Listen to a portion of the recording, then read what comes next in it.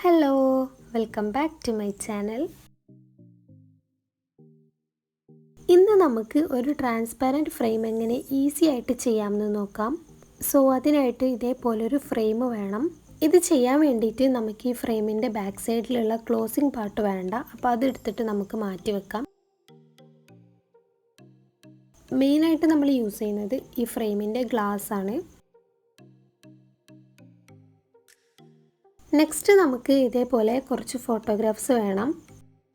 Photos എത്ര വേണമെങ്കിലും നിങ്ങൾക്ക് എടുക്കാം. നിങ്ങളൊരു ഐഡിയക്ക് അനുസരിച്ച് ഈ ഫ്രെയിമിൽ മാച്ച് ആവുന്ന രീതിയിൽ എത്ര ഫോട്ടോസ് വേണമെങ്കിലും എടുക്കാം. ഈ ഫ്രെയിം കംപ്ലീറ്റ് കവറാകുന്ന രീതിയിൽ ഫോട്ടോസ് എടുക്കാം.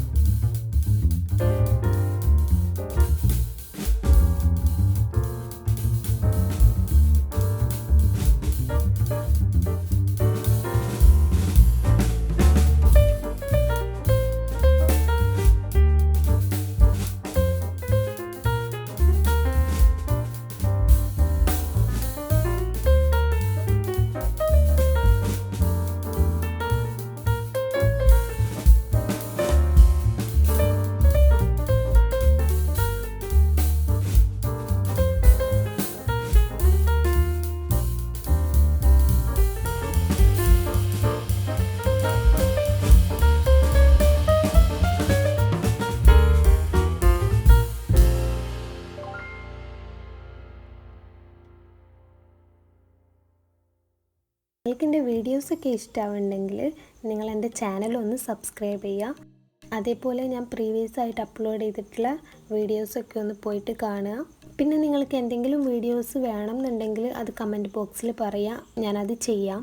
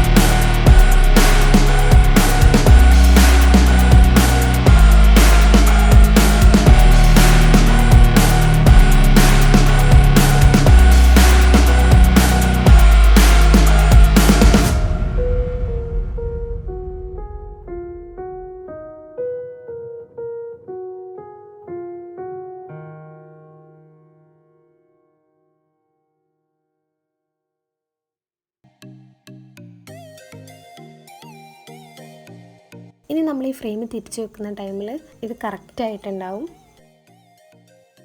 അങ്ങനെ നമ്മുടെ ട്രാൻസ്പെറൻറ്റ് ഫ്രെയിം വർക്ക് ഇവിടെ കംപ്ലീറ്റ് ആയിട്ടുണ്ട്.